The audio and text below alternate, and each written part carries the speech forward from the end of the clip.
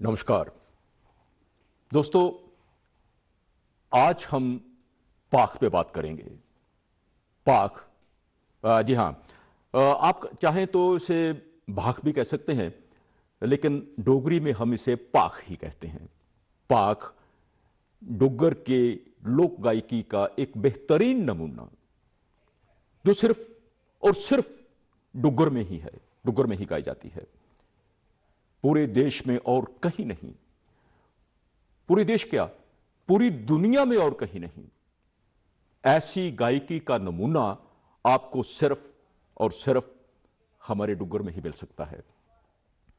जैसे गाने वाले गांव के आम लोग, आप अगर कहीं पहाड़ी रिज पे चले जाएं, शिवालिक रेंज से थोड़ा ऊपर और उसके आसपास और यहां आसपास में भी, तो आम जो खेत मजदूर हैं, दूसरे किसान हैं या और काम करने वाले सभी लोग जब शाम को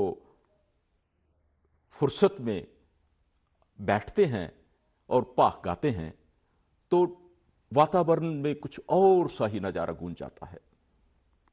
दोस्तों, आज डोगरी में भाक को मॉडर्नाइज भी किया गया है, उसके साथ रिदम जोड़ा गया है और उसे पॉपुलराइज किया गया है अर्बन एरिया में।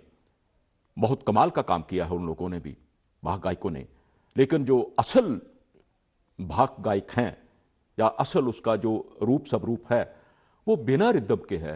और बिना रिदम के भी वो जो बात पैदा करते हैं, आपस में 5, 7, 6, 10 कई बार और इससे भी ज्यादा बैठ के जो एक मुख्य गायक गाता है और उसके साथ जो दूसरे लोग हैं उसका साथ देने वाले स्वाई देते हैं, तो बात कुछ और ही बन जाती है। आज भाग के बारे में कुछ और बातें हम जानेंगे। इसके लिए हमने तकलीफ दी है, यहां आमंत्रण दिया है भाग की बेहतरीन गायिका, जिन्होंने भाग को घर घर में पहुंचाया है। वो आई हैं हमारे पास स्टूडियो में। आशा जी, आशा जी, तुंदा स्वागत है। मता मता धन्यवाद, तुंदा भी मता मता धन्यवाद। आशा जी, अस ये जानना चाहते हैं कि तुम भाख गांदियां हो। जी जी। भाख एक बिल्कुल बखरी मुख्तलिफ चीज है और सिर्फ साढ़े डुग्गर च गए गाई जाती है।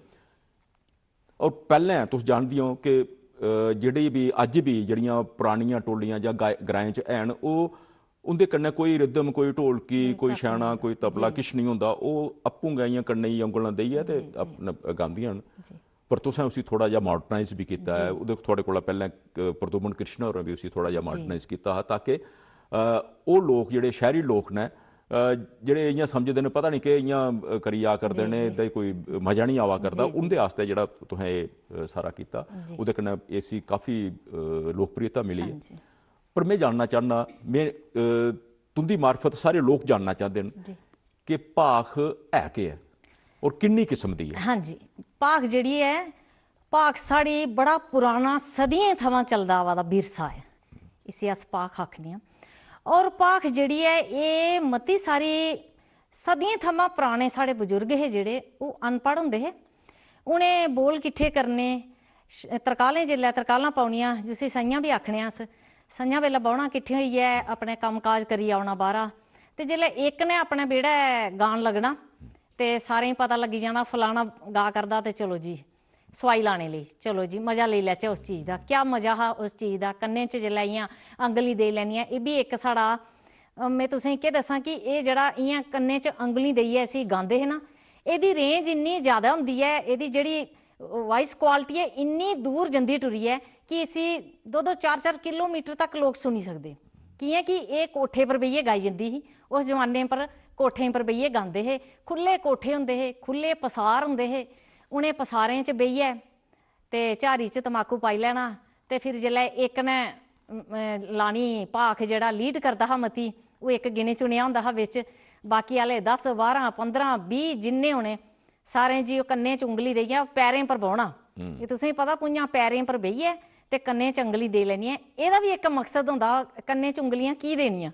कन्नै च उंगलियां एह् तां दिंदे हे, इ'यां करियै कन्ना च उंगली देई लैनी कि ਜਿਹੜੀ ਇਹਦੇ ਅੰਦਰ ਇੱਕ ਵਾਈਬ੍ਰੇਸ਼ਨ ਹੁੰਦੀ ਹੈ, ਇੱਕ ਵਾਈਬ੍ਰੇਸ਼ਨ ਹੁੰਦੀ ਹੈ। ਜਿਹੜਾ ਕੰਨੇ ਵਾਲਾ ਉਹ ਵੀ ਸੁਰ ਲਾ ਕਰਦਾ, ਜਿਹੜਾ ਇੱਧਰ ਵਾਲਾ ਉਹ ਵੀ ਲਾਦਾ, ਔਕੜਾ ਉਧਰ ਵਾਲਾ ਵੀ ਲਾ ਕਰਦਾ। ਜਿਹੜੀ ਆਪਣੀ ਜਿਹੜਾ ਲੀਡ ਕਰਾਦਾ ਹੈ ਨਾ, ਉਹਦੀ ਇੱਕ ਇੰਨੀ ਲੰਮੀ ਰੇਂਜ ਹੁੰਦੀ ਹੈ ਕਿ ਉਹ ਜਿਹੜਾ ਉसी दूए का नहीं पता लगे कि दूआ जड़ा गा करदा है ओदी आवाज मिगी नहीं सुनोचे। जी जैसे आप कह रहे हैं कि जब ये भाग गाने वाले जो लोग हैं, पाख गाने वाले जो लोग, सब लोग एक जगह बैठ के और कान में उंगली डाल के, तो दोनों कान में कई दफा ऐसे जब वो गाते थे तो एक उसका वातावरण दूसरा, और एक तो वाइब्रेशन जो कानों में और एक मैं समझता हूँ इसमें और भी एक हार्मनी पैदा होती है, दोनों सबका सब बिल्कुल, और उसी से भी वो कार्ड सिस्टम भी पैदा होता है और अपने आप एक रिदम जैसा बन जाता है, विदाउट रिदम के भी वो रिदम वाली बन जाता है, वो एक उसकी ऐसी लहर चलती है, ऐसी लहर चलती है। जहां तक पाख की टेक्निकलिटी का सवाल है, जी आपने जो बताया, इसमें मुझे लगता है कि थोड़ी सी और वेरिएशन भी होगी। जैसे पाख की किस्में, हाँ भाग की किस्में जैसे आप बोलोगे, भाग हमारी है 2-4 किस्म की भी आप बोल सकते हैं इसको। अब वैसे तो अगर बोली जाए भाग ज्यादा 2-3 किस्म की है, जिसको हम सबसे पहले बोलते हैं लंबी पाख, लंबी होती है। जी। उसको एक जो मेन लीड करता है वो इतना लंबा सांस ले लेता, इतना लंबा सांस ले लेता, जो उसके साथ स्वाई जो उसके साथ सपोर्ट कर रहे होते हैं ना, वो जब वो सांस छोड़ता है ना अपनी, फिर वो नीचे वाले सपोर्ट उसको करते हैं, वो अपनी सांस नीचे को लाता है, फिर उनके साथ जुड़ जाता है, उसको स्वाई बोलते हैं। जो स्वाई, स्वाई का मतलब बेसिकली सपोर्ट है, सपोर्ट करना, उनके साथी उनको सपोर्ट कर रहे हैं। और फिर लंबी पाख, जैसे आप जैसे आपने कहा कि लंबी सांस, मतलब वो स्वरों को लंबा खींचते हैं। और बाकी वाले जैसे आप रिदम मान लीजिए, वो साथ में जो एक किस्म का रिदम का काम करते हैं, वो उसकी सांस नहीं टूटने देते हैं। जब वो एक लंबी सांस अपनी ले लेता, वो नीचे सपोर्ट करते जाते हैं, चाहे उनकी आवाज कैसी भी है, लेकिन वो जब लास्ट आते हैं एकदम से उसके साथ, जब वो नीचे आता है उसके साथ एकदम से नीचे आ जाते हैं।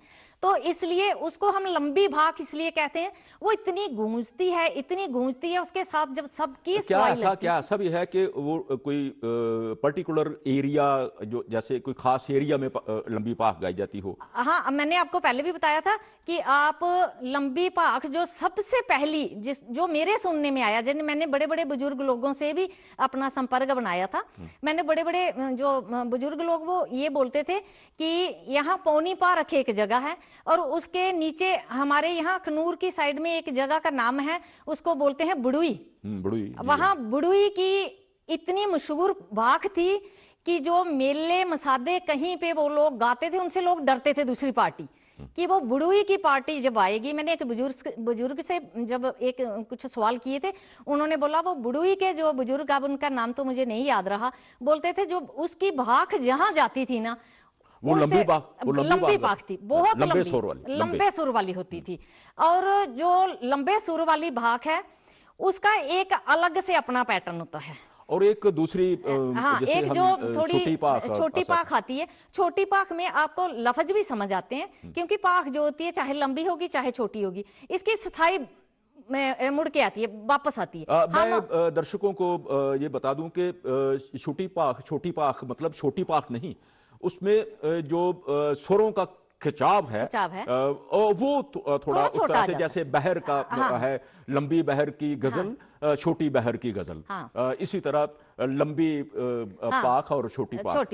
छोटी पाख होती है जो पाखें तो मैंने आपको दोनों बताई है ना, लफ्ज दोनों के समझ आते हैं, लेकिन लंबी पाख के खाली स्थाई आपको समझ लगेगी, उसका अंतरा वो ऐसे उसको सुर में ले जाते हैं अंतरे को कि आपको उसका बड़ा कम जो समझ पहली बात तो यह मुझे लगता है आशा जी के पाख जो है जैसे हम कह रहे हैं लंबी हो या छोटी हो, बेसिकली ये तो गाने की सिनफ है, गाने की और गाने में अपनी अदायगी जो है कलाकारी दिखाने की कि आप किस तरह उसको गा सकते हैं, कितने स्वर उसमें कितने जैसे आप गले में कितनी मुर्कियां लगा सकते हैं, गले में कितनी कार्ड लगा सकते हैं।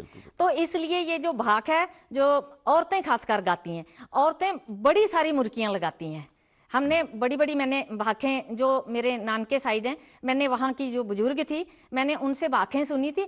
वो मतलब इतनी मुर्कियाँ लगा देते हैं, शायद इतने क्लासिकल लोग भी मुर्की नहीं लगाते हैं जितनी वो मुर्कियाँ गले में अपने में, इतना कंट्रोल है उनको, इस भाख पे इतना कंट्रोल है कि जो बेस लगाने वाली वो उसको पकड़ लेती हैं। और सबसे बड़ी बात है हाँ। कि ये लोग पूरी तरह से जो लोक गायक हैं, लोक गायक हैं, आप आपस में किसी से एक दूसरे से सीखा नहीं, आपस में सबसे नहीं, और क्लासिकल के बिल्कुल जानकार नहीं है, लेकिन नहीं। उसके बावजूद जो आप कह रहे हैं मुर्कियां तो ये सारा क्लासिकल का मामला है।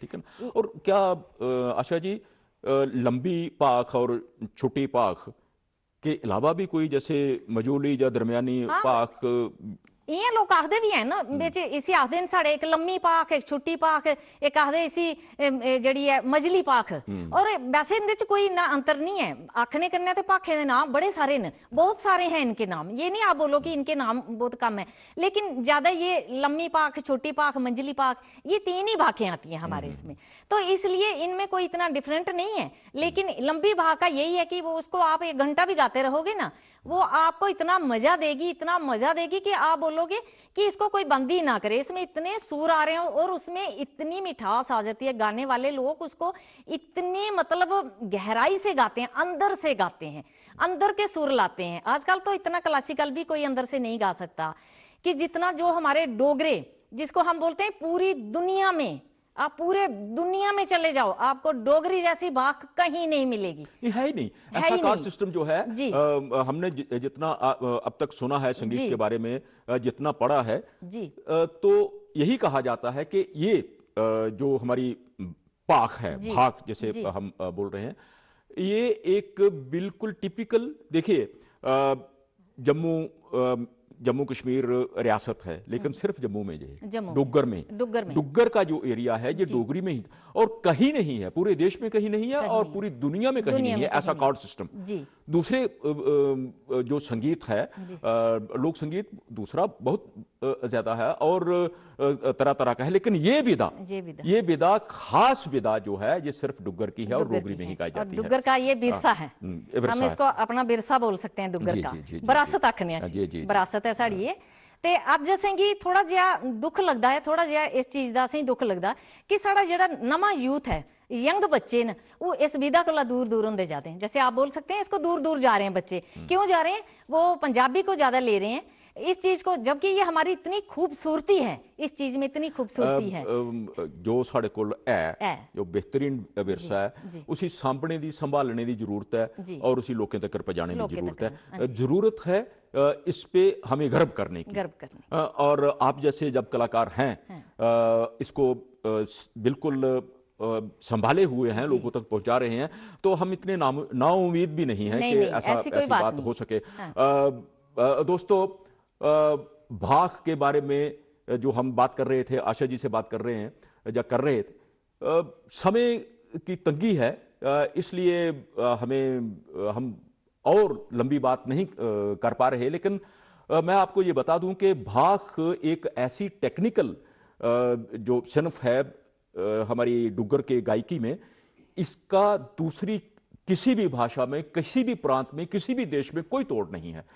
तो इसे समझने की जरूरत है, इसके लिए समय निकालने की जरूरत है।